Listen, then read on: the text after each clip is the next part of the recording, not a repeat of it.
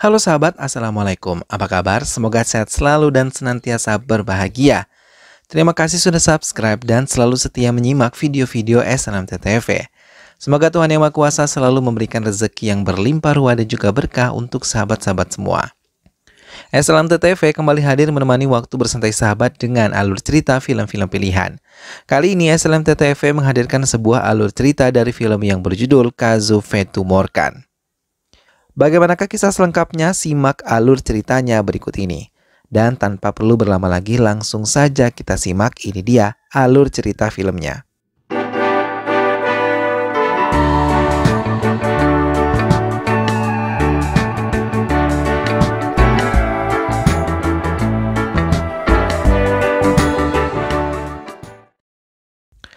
Bomi yang pulang sekolah bersama Morkan terkejut ketika melihat Bomi diserang oleh seekor sapi yang melintas. Dengan ragu ia menolong Morkan karena ia tahu Morkan selalu menyerangnya dan tidak menyukainya. Dengan cepat ia membawa Morkan masuk ke mobil yang melintas untuk mengantarnya ke rumah sakit. Dokter menjelaskan ia masih bisa ditolong dengan baik dan semua keluarganya mengucapkan terima kasih. Setelah kejadian itu, Morkan mau bermain dengan Bomi walaupun sebagian temannya tidak menyukai pertemanan itu. Beberapa tahun kemudian, Bomi dan Morkan masih berteman walaupun mereka berasal dari kasta yang berbeda. Keduanya bahkan sering menghabiskan waktu bersama.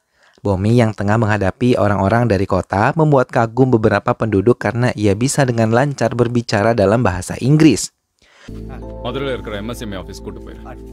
Kali ini, Morkan membawa Bomi untuk menemaninya ke sebuah gudang untuk menagih hutang atas perintah ayahnya. Sementara, di tempat lain pertemuan antara ketua partai mulai dilakukan untuk bisa membentuk rencana menghadapi pemilu tahun ini. Morka yang menunggu pelanggannya malah tertarik ketika melihat seorang gadis pekerja gudang tersebut melintas di hadapannya. Namun setelah mendapatkan uang, ia sedikit terkejut ketika melihat gadis yang ia sukai sedang berbincang dengan Bomi.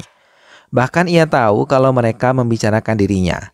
Bomi mengatakan wanita itu adalah Kavita, teman sekolah saat mereka masih kanak-kanak. Morka tersenyum mengingat kalau ia pernah menjahili Kavita dan sering membuatnya menangis. Morka sengaja menemui Kavita di tempat kerjanya untuk memberikannya peringatan agar tidak meledeknya lagi seperti dulu. Namun Morka diusir dari tempat itu. Morka yang penasaran menunggu Kavita keluar dan menegurnya. Tapi Kavita lagi-lagi menggodanya dan membuat Morka salah tingkah lalu meninggalkan Kavita begitu saja. Namun ketika seorang diri ia mulai berpikir tentang perasaan yang aneh di dalam dirinya. Dengan malu, ia mau mengaku kepada Bomi kalau ia sudah mencintai Kavita. Partai yang akan mengikuti pemilihan umum mulai menyusun strategi jahat agar seluruh suara jatuh kepada partai mereka. Semua mulai menyebar, menempelkan poster-poster partai mereka. Namun penyebaran itu dihentikan oleh Bomi karena itu menyangkut tentang perbedaan kasta yang tidak ia sukai. Namun petugas tersebut mencoba menyerang Bomi karena dianggap pengganggu. Hal itu pun dihentikan oleh Morka yang tidak suka Bomi disakiti. Kedua petugas tersebut pergi dan meracau akan mengadukannya kepada ketua partai mereka. Keesokan harinya, Morkan mendapatkan kabar kalau Bomi ditangkap oleh petugas polisi. Dengan cepat, ia mendatangi kantor polisi dan menegur inspektur yang menampar Bomi karena melarang petugas menempel poster di area desanya. Inspektur tersebut sangat kesal, namun ia harus menghentikan perlakuan kasar kepada Bomi. Keributan kecil tersebut sampai ke telinga ketua partai yang menunggu di luar kantor polisi. Ia meminta anak buahnya untuk memberi Bomi dan Morka sejumlah uang agar langkah mereka bisa ia teruskan. Aza Gopali yang menyukai Bomi merasa kagum karena kepintaran yang ia tampilkan. Hingga sering ia memberikan perhatian lebih kepada Bomi. Bomi sendiri sering meledek Morka yang menyukai Kavita. Di tengah perbincangan mereka, anggota partai mencoba berbicara pada Bomi dan memberikannya penawaran baik agar Bomi bisa menjadi anggota mereka dan tidak menjadi jalan pengganggu partai mereka. Namun hal itu ditolak oleh Bomi dan dengan cepat ia memperingatinya untuk tidak melakukan hal itu lagi kepadanya atau ia akan menghabisinya. Bomi yang bisa mengatasi hal itu sendiri mengajak Morkan untuk pergi dari tempat itu dan kembali melanjutkan perjalanan mereka ke kuil. Tapi tanpa diduga, Morka malah bertemu dengan Kavita. Bomi yang bertemu dengan teman-temannya digunakan oleh Morka untuk menemui Kavita. Namun ia tidak mengira Kavita mengatakan cintanya kepada dirinya. Semenjak pertemuan di kuil itu, Morkan dan Kavita sering menghabiskan waktu bersama dan Morkan berhasil menyingkirkan rasa malu yang ia miliki. Morkan benar-benar bahagia menghabiskan waktunya dengan Kavita yang membawa perubahan dalam hidupnya. Dan berulang kali memberikan hadiah-hadiah kecil untuk Kavita, walaupun ia belum mengatakan kecintaannya kepada Kavita. Anggota partai yang ditolak merasa kesal karena penolakan yang dilakukan oleh Bomi, hingga ia mendapatkan tekanan dari teman-temannya untuk bisa menyelesaikan semuanya agar saat pimpinan partai mereka datang, mereka tidak mendapatkan tekanan lebih dari pimpinan mereka. Hubungan Kavita dan Morkan semakin dekat, bahkan mereka sudah mengakui perasaan mereka masing-masing. Lu love பண்றா அவனும் இப்படி தான் வந்து இறக்கி விடுவான் கேட்கணும்னு தோணுதோ அப்ப குடுக்குறேன். Pemimpin partai yang akan datang ke area mereka akan mengunjungi Tekupati, yang merupakan desa tempat Bomi dan Morkan tinggal. Sementara, Azagufali yang direncanakan akan dinikahkan dengan seorang pemuda pilihan ayahnya membuat Bomi sedikit terkejut dan mengatakan perasaannya kepada Azagufali dan ingin segera menikahkannya. Mendengar hal itu, Azagufali yang sejak dulu mencintai Bomi merasa sangat malu. Ia yang tidak sama di kelas kasta tidak menyurutkan sama sekali niat Bomi untuk menikahinya. Sambutan untuk pimpinan partai telah disiapkan, termasuk ayah Morkan yang ikut bergabung. Namun pimpinan partai tersebut terkejut ketika melihat foto-foto di spanduk beberapa ada yang disobek dan membuat pimpinannya pergi dengan sangat marah. Akibat kejadian itu, Srinivas sebagai pimpinan partai memutuskan menghentikan Muniraj dari jabatannya dan menggantikannya dengan Esaki. Hal itu benar-benar membuat Muniraj kesal dan mencari tahu siapa yang menghancurkan spanduk partainya. Salah satu dari anak buahnya memberitahu kalau Bomilah yang melakukan hal itu. Ayah Morkan datang ketika Muniraj memanggilnya. Dengan diiming-imingi kursi kekuasaan di desa Tekupati, ia mau mengikuti tawaran yang diajukan oleh Muniraj. Ia diminta untuk bisa membuktikan Nisa mendapatkan suara untuk dirinya sendiri. Ayah Morkan mengiyakan dan pergi. Di tengah-tengah perbincangan yang dilakukan oleh Bomi dan Morkan, tiba-tiba Morkan mendapatkan kabar kalau ibunya diserang seseorang dan dilarikan ke rumah sakit. Dengan cepat, Morkan mendatangi rumah sakit tempat ibunya dirawat. Ibunya menceritakan kalau ia diserang oleh dua orang yang tidak dikenal. Namun salah satu tetangga yang menemani ibu Morkan mengatakan ia melihat kalau Bomi ada di jalan utama dan ia yang memberikan tumpangan pada dua orang asing itu. Hal itu mengejutkan Morkan yang langsung menelpon Bomi, tapi nomor telepon Bomi tidak bisa dihubungi. Morkan mencoba duduk di dekat ayahnya dan mendengar salah satu anak buah ayahnya mengatakan kalau Bomi mau mengikuti pemilihan dan sengaja menyerang ibu Morkan agar ayah Morkan tidak melanjutkan pemilihan di desa mereka. Morkan dengan cepat mendatangi rumah Bomi, tapi ia tidak ditemukan, bahkan ibu Bomi pun tidak tahu keberadaan putranya. Morkan menerima tawaran ibu Bomi untuk menikmati makan malam. Saat menikmatinya, ayah Bomi mengabarkan kalau putranya ada di lapangan. Morkan menghentikan makannya dan pergi menuju tempat itu. Namun di tengah kegelapan tiba-tiba Morkan diserang dan menemukan ayahnya terkena serangan tersebut. Saat Morkan ingin membawa ayahnya, ia melihat melalui lampu motornya Bomi tergeletak di depannya dengan tubuh penuh luka. Ia terdiam dan mengingat tadi ia sempat berkelahi, namun tidak menyadari apakah Bomi yang ia serang. Bomi tidak bisa diselamatkan. Ia yang meninggal dunia meninggalkan banyak luka di hati warga desa yang mencintainya. Terlebih Mariam, ibu Bomi yang menangis terus-menerus mengharapkan putranya bisa selamat dan tetap hidup. Tak lama pihak kepolisian pun datang untuk memberikan rasa bela sungkawa kepada keluarga Bomi. Semua menangis haru dan benar-benar kehilangan sosok Bomi yang sangat rendah hati.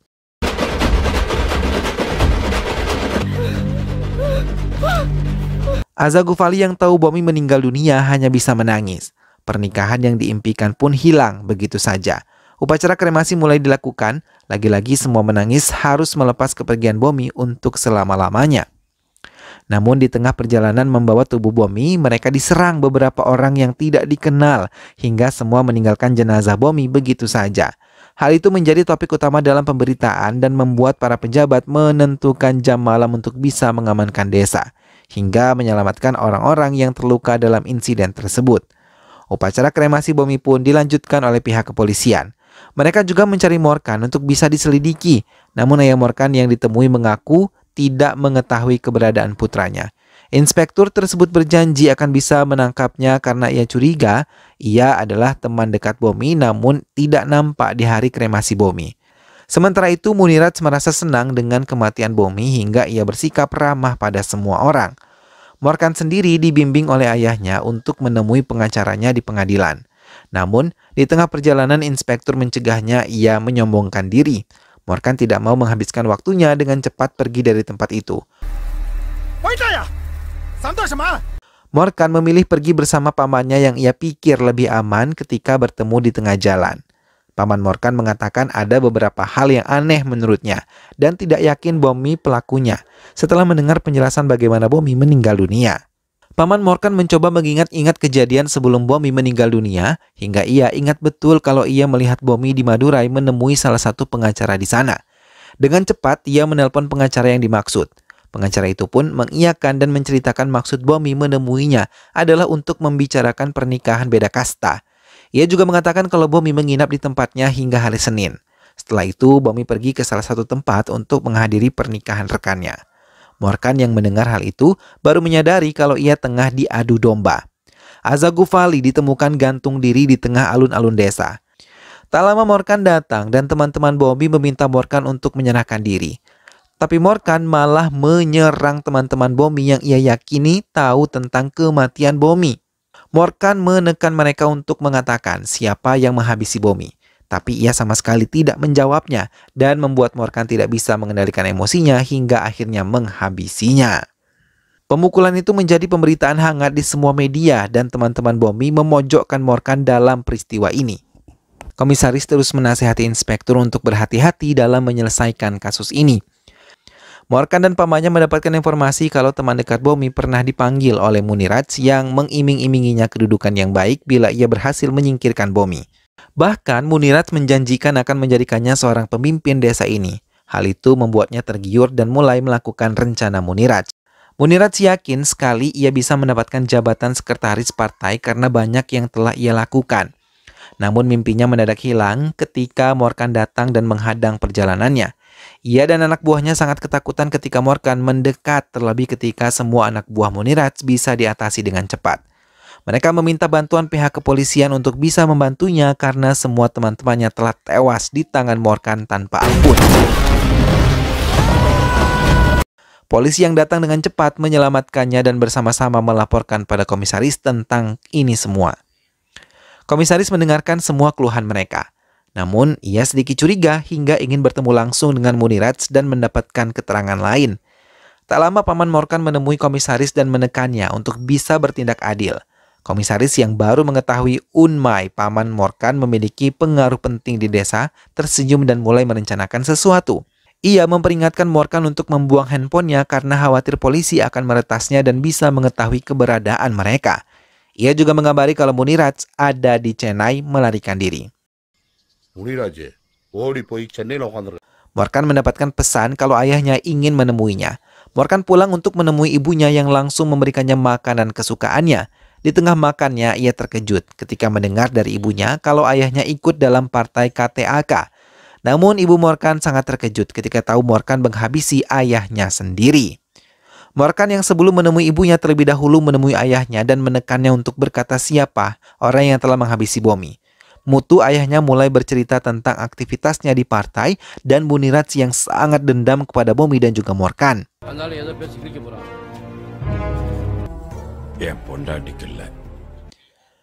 Mutu meminta Munirats bisa mengabulkan keinginan besarnya menguasai desa ketika ia berhasil mengabulkan mimpi Munirats.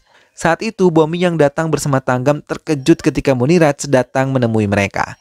Tak lama anak buah Munirats datang mengepungnya dan beramai-ramai menyerang Bomi. Saat itu Bomi seorang diri tidak berkutik ketika Munirats menikamnya berulang-ulang dengan sebilah pedang yang ia miliki. Mutu yang melihat hal itu hanya diam dan tak lama Morka datang dan mereka langsung mematikan lampu serta membubarkan diri. Mereka pura-pura menyerang Mutu hingga tidak menyadari mereka meletakkan tubuh Bomi. Hingga saat mereka bisa diatasi dengan cepat, ia melihat Bomi tergeletak tak bernyawa. Dan saat itu ia dipojokkan oleh ayahnya sendiri sebagai orang yang telah menghabisi Bomi. Mutu mengakhiri ceritanya dan meyakini putranya untuk tenang dan ia bisa menjadi putra pemimpin di desa ini. Mendengar semua cerita Mutu, Morkan merasa kesal karena ayahnya benar-benar serakah dan bisa melakukan apapun untuk mencapai mimpinya. Bahkan ia benar-benar terkejut kalau luka ibunya adalah perbuatan anak buahnya sendiri. Mutu tertawa dan mengatakan ia akan menyingkirkan orang-orang yang akan menghalanginya. Morkan terdiam dan ia yang tahu ayahnya akan menghabisinya lebih dulu menghabisi sang ayah dan menggantungnya. Berita kematian Mutu di tangan putranya sendiri menimbulkan ketegangan di antara masyarakat. Srinivasan yang tahu tentang hal itu tidak mau partainya menjadi buruk dan terbawa dalam kematian Mutu. Morkan yang kini menjadi buronan benar-benar dicari oleh pihak kepolisian. Wah, polisi wakilan patron. Munirats menemui orang-orang partainya untuk mendatangi kantor pemilihan karena esok hari adalah waktunya pemilihan. Dan ia berharap mendapatkan kabar baik dan Morkan bisa ditemukan. Morkan yang tahu esok adalah pemilihan berniat untuk menemui Muniran dan menuntaskan semuanya dengan Munirats. Tanpa menyadari, anak buah Unmai malah berkhianat padanya karena tergiur dengan uang yang diberikan oleh komisaris bila ia melaporkan keberadaan Morkan. Komisaris yang telah menunggunya memintanya segera mengatakan keberadaan Morkan dan ia berjanji akan melindunginya.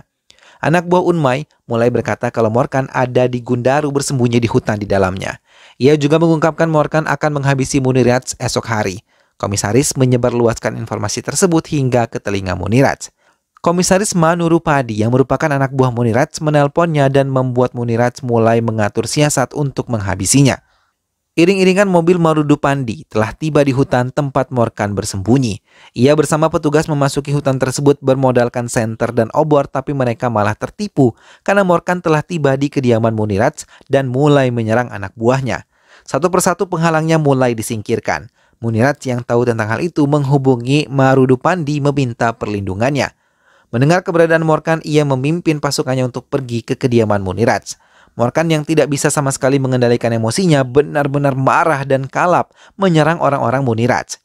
Bahkan ketika menemukan Munirats, ia tanpa ampun menyerangnya sampai Munirats benar-benar tidak berdaya. Setelah menghabisinya, Morkan membawa tubuh Munirats ke tengah desa dan meletakkannya di atas papan yang dulunya merupakan tempat hukuman bagi orang-orang jahat di desa mereka. Morkan duduk di bawah tubuh Munirats dan tak lama inspektur datang bersama pasukannya tidak bisa berbuat banyak karena Munirats telah tewas di Sula. Morkan dibawa ke kantor polisi dalam keadaan diam dan di dalam perjalanan inspektur Peter diminta untuk menghabisi Morkan di tengah perjalanan mereka. Tapi Peter menolak dan akan melindunginya sampai ke pengadilan. Namun, ia tidak menyangka supir yang mengendarai mobilnya telah menembaki Morkan dengan senjata yang ada di tangannya. Morkan tidak bisa diselamatkan dan kasus ditutup begitu saja. Film pun selesai. Nah, sahabat, itulah tadi alur cerita dari film yang berjudul Kazuvetu Morkan. Morkan akhirnya mampu mengungkap siapa pembunuh sebenarnya di balik kematian Bomi. Walaupun ia selama ini telah difitnah sebagai pembunuh Bomi, ia akhirnya menemukan fakta bahwa Munirats adalah orang yang ada di balik kasus pembunuhan dari sahabatnya tersebut. Kendati ia harus ditangkap dan mempertanggungjawabkan atas kejadian pembunuhannya terhadap Munirats, ia pun tidak merasa bahwa hal tersebut menjadi masalah. Morkan pun harus mempertanggungjawabkan apa yang telah dilakukannya terhadap Munirats yang telah menghabisi Munirats demi membalaskan dendam sahabatnya Bomi. Ia pun dihabisi oleh supir yang mengantarnya ke pengadilan dan akhirnya dapat kembali bersatu dengan sahabatnya di alam lain. Semoga sahabat semua terhibur setelah menyimak alur cerita film ini. Sampai bertemu kembali di alur cerita film-film selanjutnya. Ingat untuk selalu dukung SLMT-TV dengan cara klik like, komen, share, dan juga subscribe. Terima kasih sudah menonton. Jangan lupa jaga kesehatan dan wassalamualaikum.